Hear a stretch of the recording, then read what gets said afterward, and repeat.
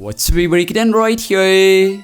So, from the past few days, we have been hearing rumors regarding the return of 5G in Huawei smartphones. Even there are rumors that the company is planning a 5G-enabled version of its newly Huawei Mate X3 foldable phone, and in this regard, a very important rumor has popped up across the internet which claims that Huawei is secretly building microchip factories to beat US sanctions.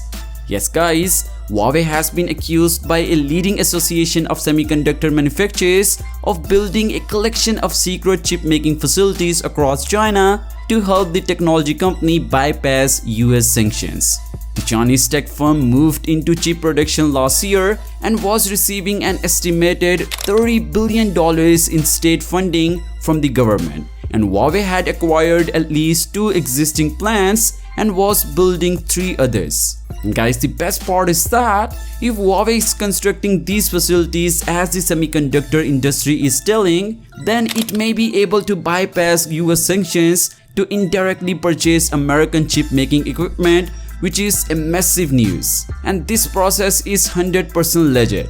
Any company with massive capital and experience can make chipsets, and Huawei has both.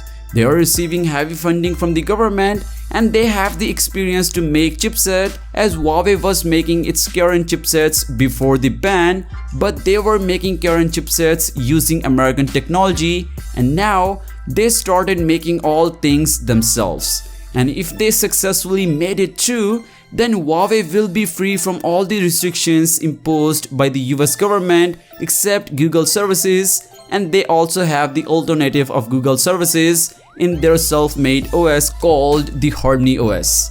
So yeah, what do you think? Can Huawei be the next Apple of industry? Well, do let me know your thoughts on it in the comments down below. And as always, I'll catch you guys in the next one. Peace out.